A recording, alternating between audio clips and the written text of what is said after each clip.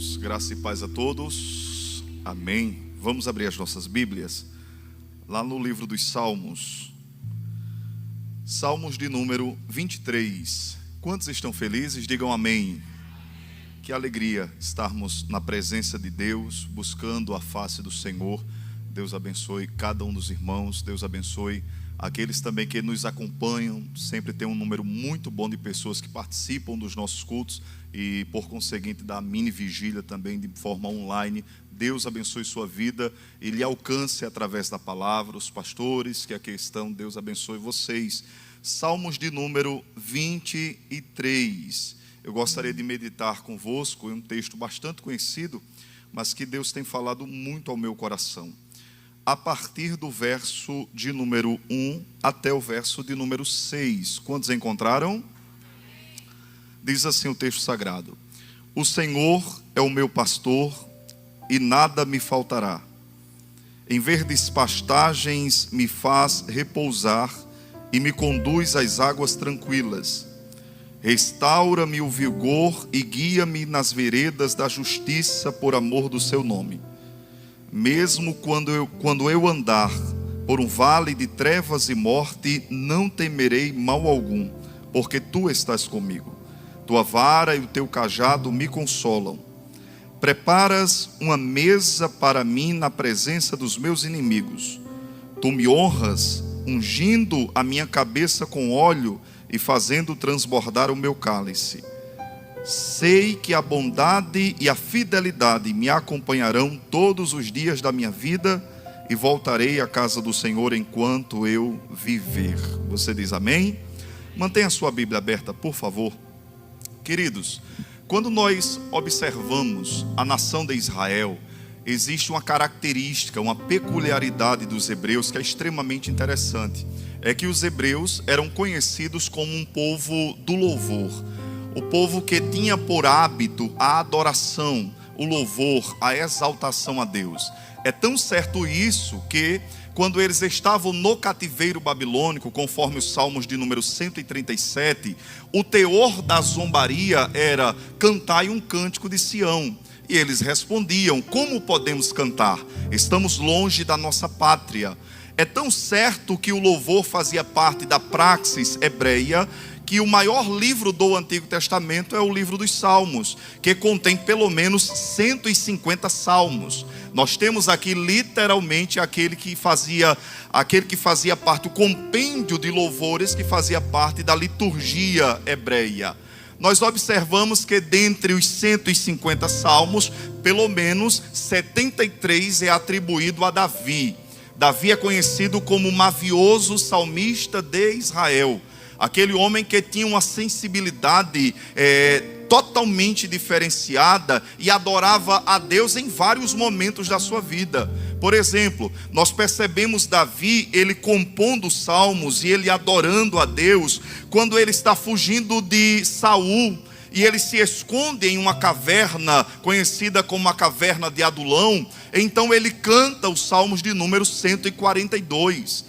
Quando Davi peca, transgride e é confrontado por Natã, ele então entoa os salmos de número 51.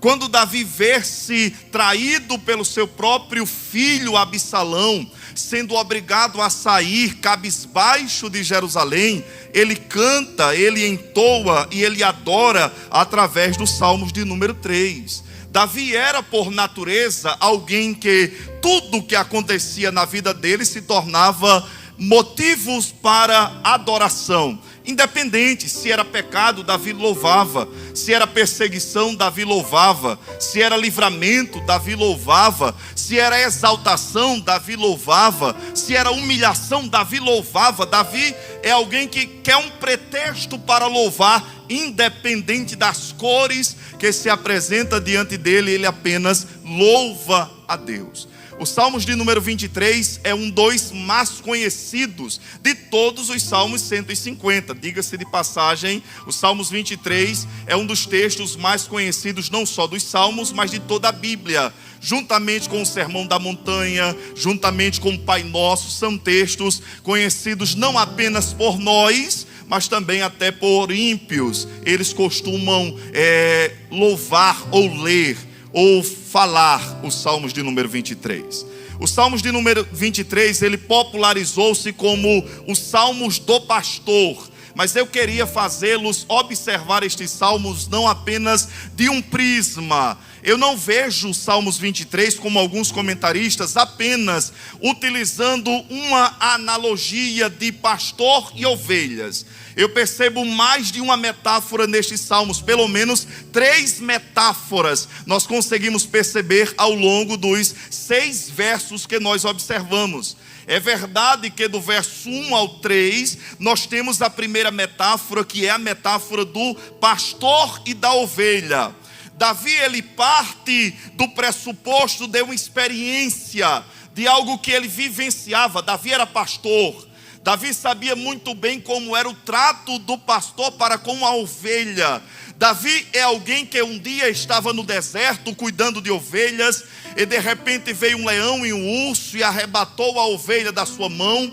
Ele agarrou aquele leão e aquele urso, mesmo sendo jovem franzino, arrancou da mão daquelas feras, da boca daquelas feras, e isso fez com que Davi experimentasse o ápice de uma experiência de pastor no deserto, que arrisca a própria vida para cuidar de uma ovelha. Davi se utiliza de uma metáfora que ele se coloca na condição de uma ovelha, que é um animal por natureza débil, frágil e carente da ajuda e do auxílio do pastor. Quando Davi se utiliza dessa metáfora, queridos, vale salientar que Davi, ele faz questão de dizer que os benefícios advindos desse relacionamento não são para todos, mas é para alguém que está em um relacionamento pessoal com esse pastor. Davi faz questão de dizer que tudo aquilo que ele levanta, elenca e destaca como providência não pode ser aplicado de maneira indistinta na vida de todo mundo. Davi faz questão de dizer que os benefícios aqui listados são apenas para aqueles que podem dizer: o Senhor é o meu pastor. Ou seja, eu estou em um relacionamento pessoal com Ele. Eu estou íntimo dEle, eu estou próximo dEle. Eu posso dizer não apenas que Ele é pastor, mas eu posso dizer que Ele é o meu pastor. Eu estou em um relacionamento com Ele, eu sou ovelha. Quando Davi diz isso, ele mostra-nos pelo menos 4 provisões que decorrem desse relacionamento de pastor e de ovelhas. E eu quero que você observe quais são. A primeira providência que Davi destaca é que se Deus é o meu pastor, eu desfruto de maneira perfeita de satisfação nele.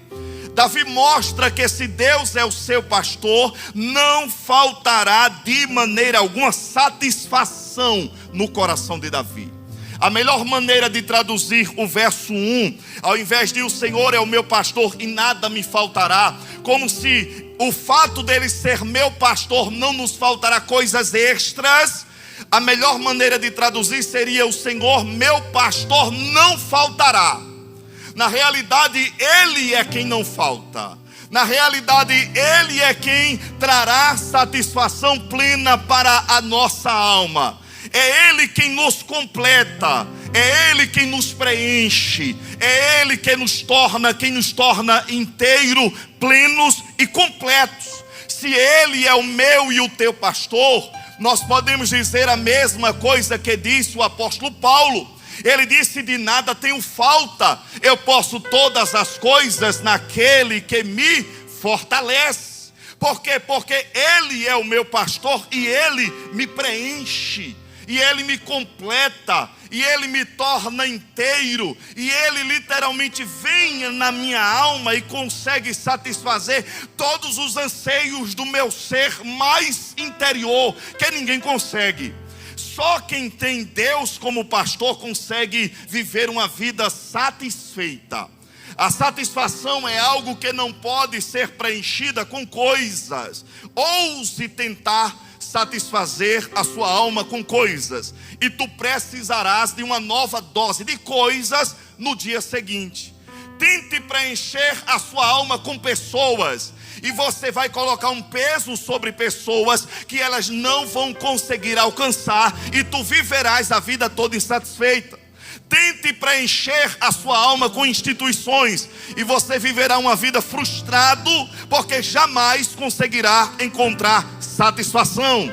Mas se Cristo é o teu pastor, se Deus é o teu pastor, se você pode dizer as mesmas palavras que disse Davi: o Senhor é o meu pastor e de nada tenho falta. Mesmo que você esteja enfrentando os piores momentos da vida, momentos difíceis, adversos, provações, tribulações, mas se Ele é o teu pastor, você não terá falta de nada, porque Ele te preenche, Ele te completa, Ele te torna inteiro, Ele vai na tua alma em áreas que ninguém consegue satisfazer, e Ele, como pastor, sempre estará em você. Então, a primeira coisa que Davi diz que não falta, diga comigo: não faltará, bem forte, não faltará satisfação. Segunda coisa que Davi diz que não falta, não faltará cuidado. Verso de número 1 ainda, verso de número 2, perdão. Em verdes pastos me faz repousar, e me conduz às águas tranquilas. Não faltará cuidado.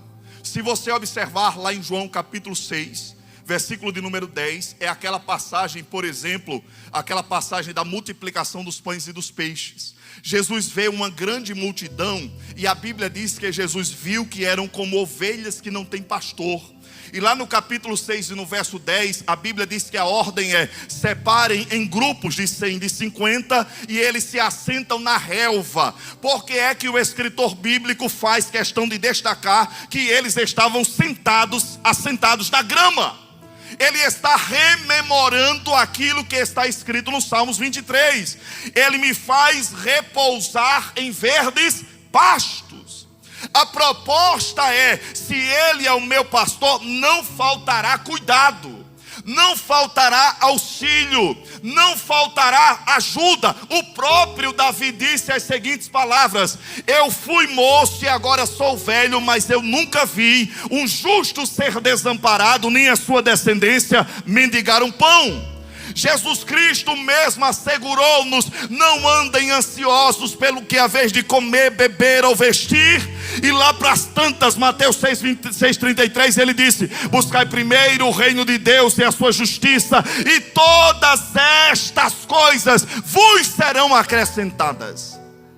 Ou seja, se Ele é o meu pastor, não faltará cuidado.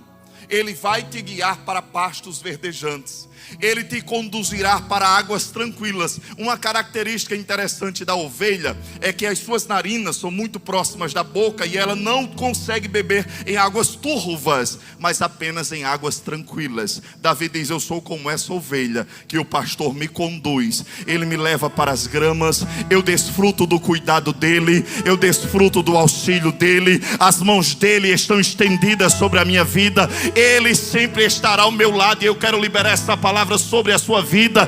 Existe um Deus que é o teu pastor, e Ele está te dizendo: eu cuido de você, eu cuido da tua vida, eu cuido da tua casa, eu cuido da tua história, eu cuido do teu ministério. Às vezes nós estamos na casa do Senhor inquietos, angustiados e aflitos, mas Deus está dizendo: se eu sou o teu pastor, não faltará cuidado sobre a tua vida. Se você acredita nisso, joga a mão para cima e dá um glória a Deus nessa noite.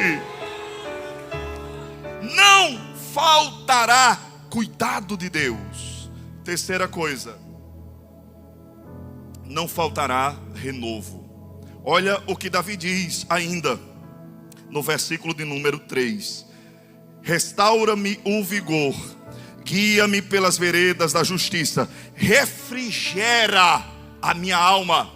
Perceba como uma ovelha ressequida, uma ovelha exaurida, uma ovelha que lhe falta força, vigor, vitalidade, E Davi está dizendo: tu és esse Deus que traz refrigério para a minha alma, esse Deus que renova as minhas forças, esse Deus que me ergue, esse Deus que me coloca de pé. Queridos, quantas vezes na nossa caminhada nós estamos literalmente sentindo-nos exauridos, cansados, querendo parar, querendo desistir. As lutas, as batalhas, os conflitos são tantos, as pelejas e os desertos têm sido tão causticantes que você está exaurido literalmente. Mas aí vem Deus e te renova, vem Deus e te fortalece, vem Deus e te ergue. É aquilo que disse Isaías: aqueles que esperam no Senhor renovarão as suas forças, subirão com asas como águia, correrão e não se cansarão,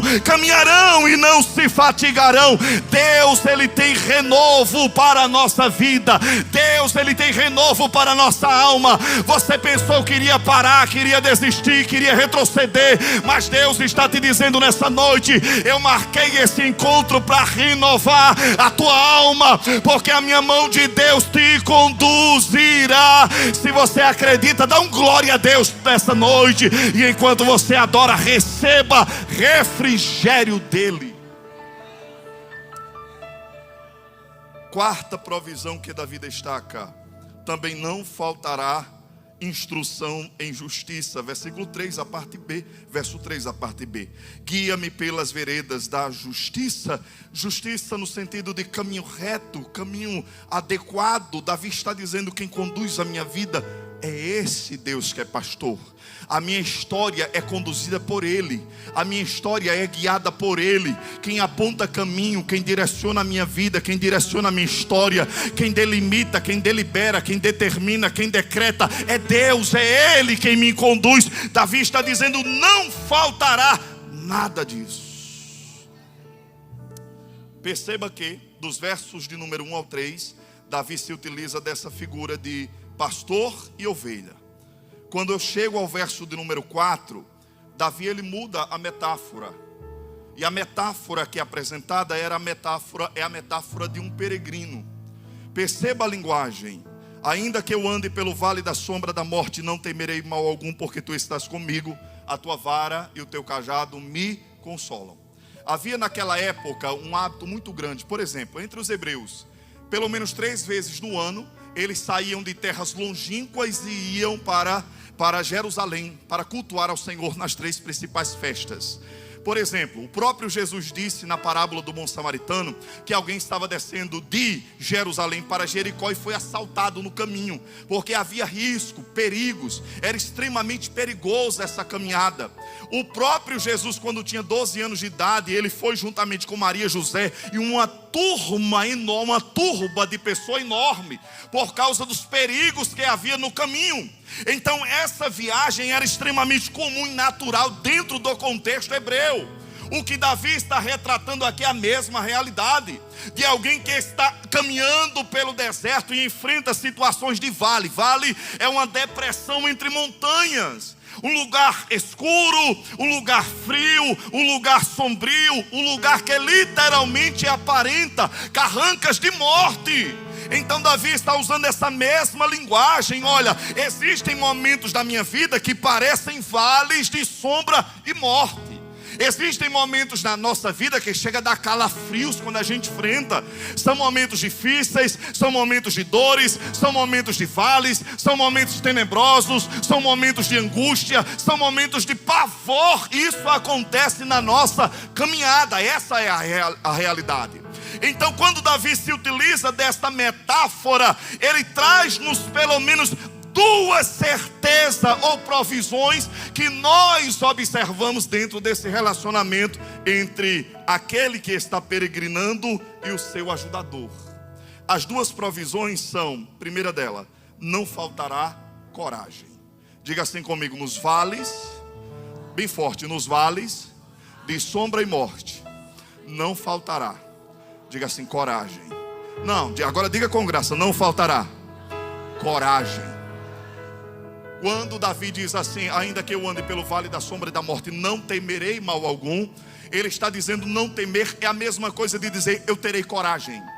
Ainda que eu ande pelo vale de sombra e morte, eu não terei medo. Eu não temerei, eu não desesperarei da minha alma. Eu não ficarei apavorado. O cenário é de morte, o cenário é de pavor, o cenário é de dor, o cenário é de angústia. Mas eu vou enfrentar de maneira resoluta.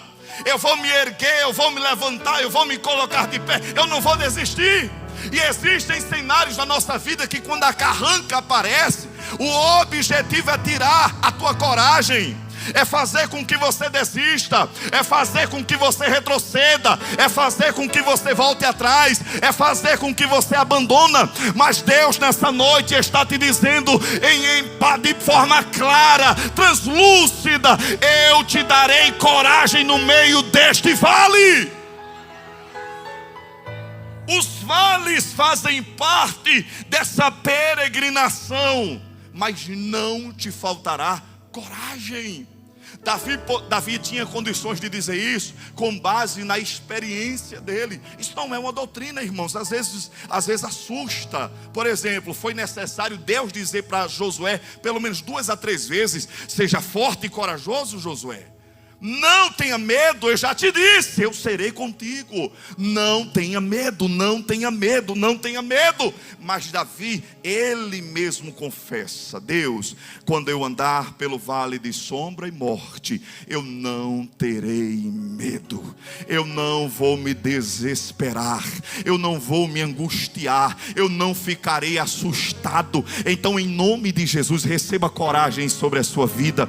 Receba coragem para enfrentar os vales, receba coragem para enfrentar os desafios, receba coragem para enfrentar as dificuldades, as lutas, as adversidades. Existem pessoas que não compreenderam, mas o medo paralisa, o medo rouba a capacidade de ousar, o medo faz com que você fique petrificado. Existem pessoas que já foram pessoas tão ousadas, pessoas tão intrépidas, pessoas tão vigorosas, mas por causa de determinadas situações na sua vida, hoje não tem mais coragem, hoje não ousa mais, tem medo, vive assustado, vive em pânico. Mas a graça de Deus está sendo derramada sobre a sua vida, e Deus está dizendo: eu vou te dar coragem nessa noite. Você vai se levantar, você vai se erguer, você vai se colocar de pé. E se eu fosse você, eu já estava de mão levantada recebendo essa palavra, porque Deus está dizendo aquilo que Ele disse através de Isaías 41 verso 10: não temas, porque eu sou contigo, não te assombres, porque eu sou teu Deus, eu te fortaleço e te sustento com a destra da minha justiça. Receba coragem sobre a sua vida, receba coragem na sua alma, receba coragem no seu ser, receba coragem para lutar, receba coragem para resistir, receba coragem para passar pelos vales. Perceba, a coragem nos faz andar nos vales de sombra e morte. Sem coragem, Davi ficaria parado no vale de sombra e morte. Sem coragem, Davi ficaria exaurido no vale de sombra e morte. Mas aí ele diz: ainda que eu ande pelo vale da sombra e da morte, eu não vou ter medo de nada. Eu não vou ter medo de nada. Agora entenda, essa declaração de Davi não é só uma declaração positivista, não é confissão positiva. Não diga que você não vai ter medo, que o medo vai embora, não é isso. Essa coragem de Davi, ela também não parte da sua capacidade, da sua expertise, da sua habilidade, da sua força, nem do poderio bélico que ele dispunha naquele momento. Essa coragem de Davi, ela não é natural. Essa coragem de Davi, ela não vem de baixo. Essa coragem de Davi não está fiada em homens. Essa coragem de Davi não tem 5 passos para ter coragem no vale, não é isso. Essa coragem de Davi, ela parte de uma convicção. Qual é a convicção? A convicção de que eu não estou sozinho nesse vale. A coragem de Davi, ela parte da convicção de que tem alguém ao seu lado. Ele não está só. Ele não foi abandonado naquele vale. Ele não foi deixado a Deus dará, nem a sua própria sorte. Ele não foi largado ao léu. Não, eu não tenho medo, porque mesmo no vale eu percebo a tua presença no vale. mesmo no vale eu consigo discernir que Deus está ao meu lado. O vale, ele não me rouba a capacidade de perceber a presença de Deus. O vale não me rouba a capacidade de sentir que Ele está do meu lado. O vale não me rouba a capacidade de, mesmo no meio do vale de sombra e morte, eu sentir a mão dEle me guiando, me conduzindo, me protegendo, me erguendo, me colocando de pé. Tu estás comigo. Porque tu não temes, Davi? Eu não tenho medo porque eu sei que Ele está ao meu lado. Eu me lembro que um dia Geazi, servo de Eliseu, acordou de madrugada. Quando ele acordou lá em Dotã, ele abriu as janelas e ele viu um grande exército rodeando a cidade. Vieram para prender Josué e ele consequentemente. Quando ele olhou aquele exército, ele gritou e disse: ai, meu Senhor, nós vamos morrer. Veja os exércitos. Josué disse: calma, meu filho, deixe-me fazer uma oração. Deus, abra os olhos de Geazi. Deus abriu os olhos. Quando Deus abriu os olhos, Geazi olhou e disse: tem mais exércitos ao nosso favor. Eu vejo exércitos, cavalos de fogo, carruagens que estão nos rodeando. Aqueles que estão conosco são muito maiores. Oh, irmãos, a convicção da presença de Deus no vale nos faz levantar-se, erguer-se. Eu quero que você receba essa palavra. Todos podem ter te deixado, te abandonado, te desprezado. Pastor, deram as costas, trataram-me com desdém, foram indiferentes, me abandonaram no vale. Tá bom, irmãos, deixe de chorar, levante a cabeça, porque Ele está com você. Ele não te deixa, Ele não te abandona, Ele não te solta, Ele não te larga. Eu vou dizer isso até você entender nessa noite. Ele está com você no meio desse vale. Pode estar doendo, pode estar machucando, pode estar te afligindo, mas a presença dEle está com você. Eu convido você a levantar as duas mãos para cima, abrir a sua boca e adorar a Deus. Só aqueles que têm certeza de que a presença dEle está no meio deste vale. Olha o que disse Jesus, o bom pastor, de João 10, lá em Mateus capítulo 28, versículo 20. Eis que eu estarei convosco. Quando, Jesus? Todos os dias. Até quando, Senhor? Até a consumação dos séculos. Eu estarei com você todos os dias sim. Em dias bons, em dias maus, em dias fáceis, em dias difíceis, em dias que todo mundo te aplaude, mas em dias que todos dão as costas, em dias que você acorda alegre, mas naqueles dias que você não dá vontade nem sequer de levantar da cama, em noites que você dorme o sono dos justos, mas naquela noite que não quer passar, em momentos em que você está com a alma tranquila, mas naqueles momentos que você quer gritar a sua alma, Ele está com você. Ele não te abandona, Ele está do seu lado, Ele está do seu lado, Ele está do seu lado, Ele está do seu lado, Ele está do seu lado, Ele está do seu lado. Pode ser vale de sombras e morte, mas Ele está do seu lado. É a presença dEle, irmãos, é a presença dEle, é a presença dEle, é a presença dEle, é a presença dEle. Eu quero que você adore a presença dEle, porque Deus está fortalecendo pessoas aqui. Deus está dizendo para pessoas: eu não te abandonei, eu não te deixei, eu não te coloquei de lado. Você já disse: Deus, eu não suporto, mas Deus está dizendo: a minha mão de Deus está sobre a sua vida. Então, em nome de Jesus, adore a Ele nessa noite, e enquanto tu adoras, seja renovado pela presença.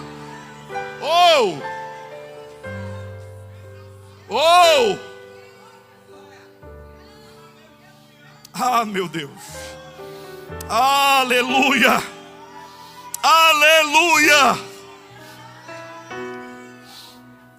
A estrada pode ser difícil, tenebrosa, assustadora, mas Ele sempre estará ao nosso lado. Sempre estará ao nosso lado. Isso traz uma paz à nossa alma. Isso traz uma alegria dentro do nosso ser. Ele está em todos os momentos da nossa vida.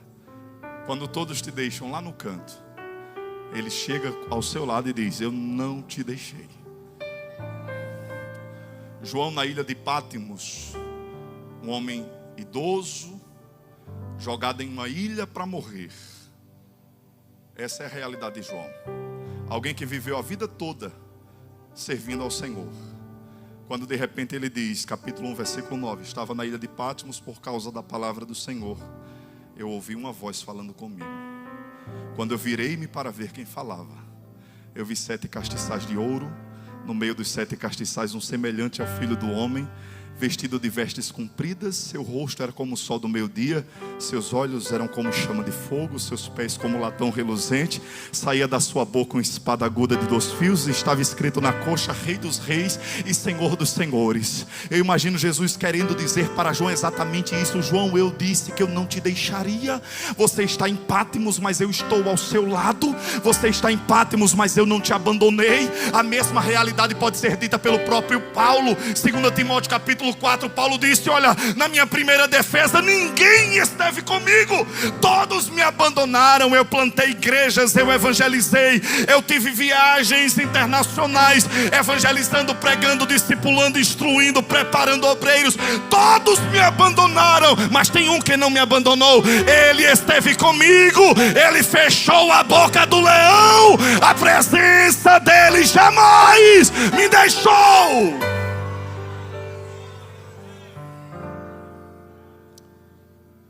Então Davi apresenta-nos aquilo que eu identifico como a terceira analogia, que se encontra nos versos de número 5 e 6, quando ele diz: preparas uma mesa perante mim na presença dos meus inimigos, unge a minha cabeça com óleo, meu cálice transborda. Certamente a bondade e a misericórdia me seguirão todos os dias da minha vida, e habitarei na casa do Senhor para sempre. A terceira analogia é a analogia de um rei, de um anfitrião e um fugitivo. Vou te explicar por quê. Naquela cultura havia por hábito, quando alguém estava fugindo de um determinado exército, se porventura essa pessoa alcançasse a tenda do monarca, aquela pessoa já não era mais um fugitivo qualquer, mas seria recepcionado aos olhos de todos por causa daquele ato bravio. Davi está retratando essa mesma realidade.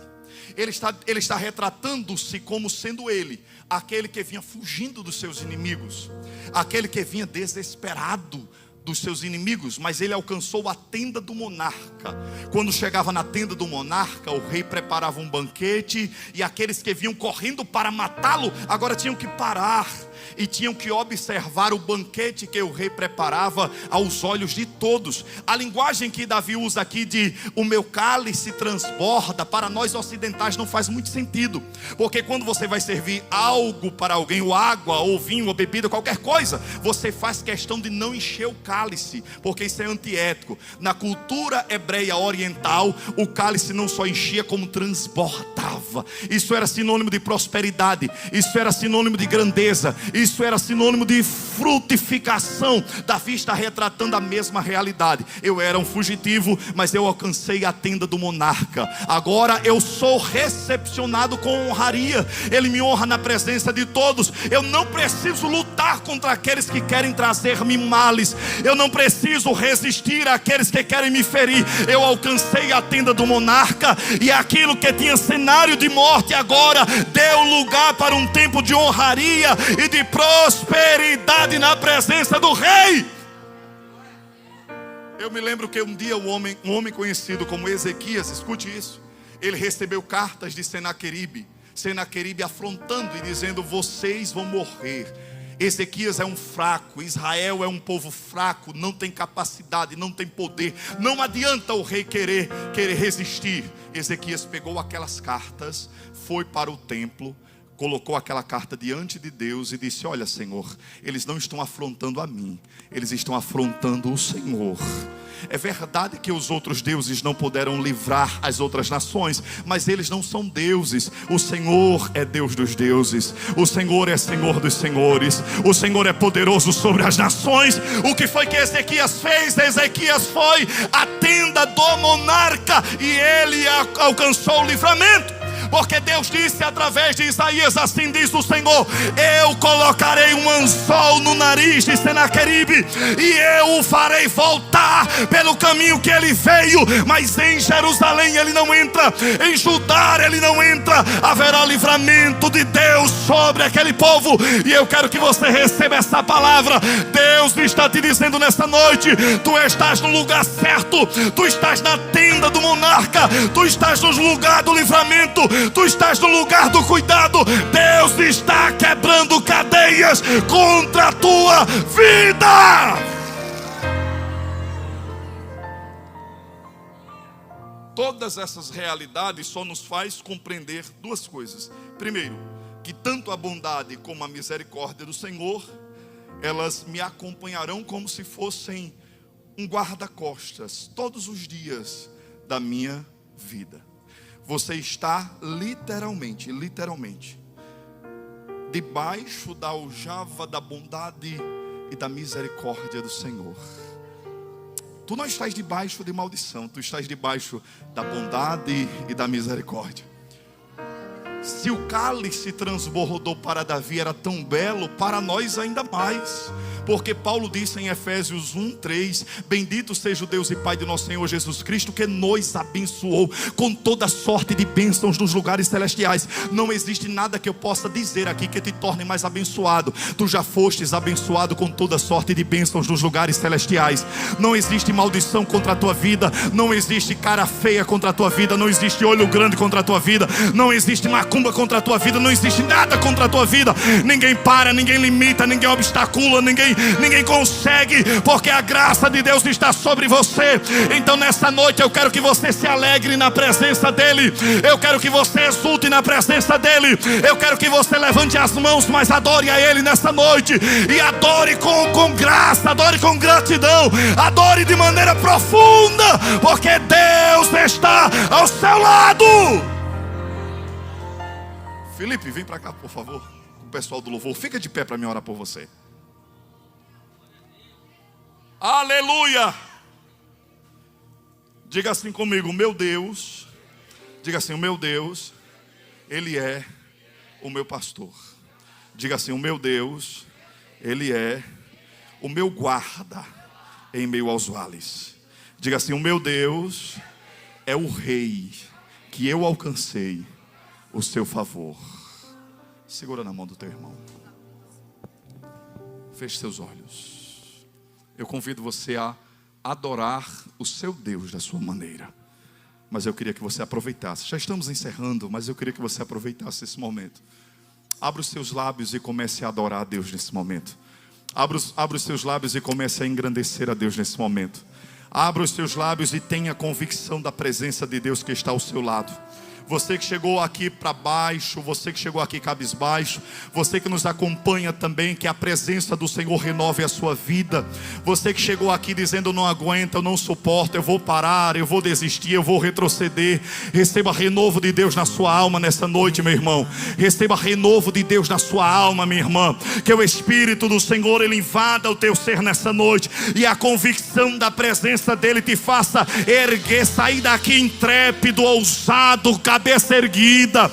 Não existe nada que vai conseguir parar, porque você compreendeu essas verdades do Evangelho. Os vales apresentarão as suas carrancas mais uma vez, mas Deus, Ele te trouxe aqui para te encher dessa convicção. A minha presença de Deus está com você. A minha presença de Deus te fortalece. A minha presença de Deus te ergue, te coloca de pé. É a presença de Deus. O segredo é a presença.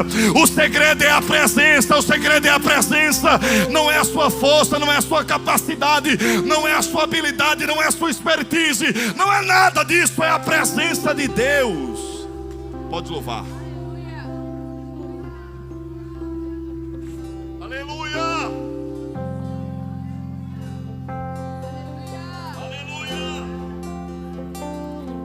O fogo não me queima. Adore a Ele. As águas não vão me afundar, pois estás comigo.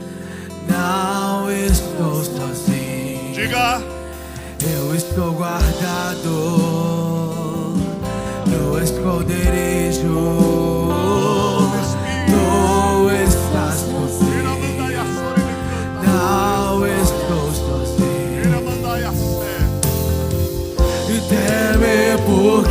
bem forte. Se eu estou guardado por quem nunca perdeu batalha, Ele nunca perdeu. seu nome é Jeová Jireh, irás prover de novo. Eu creio em ti, e haja o que Diga! houver, e venha o que vier, irás prover de novo. Eu creio em ti, eu não vivo do que vejo, eu vivo do que creio, irás prover de novo. Eu creio em ti. Aleluia!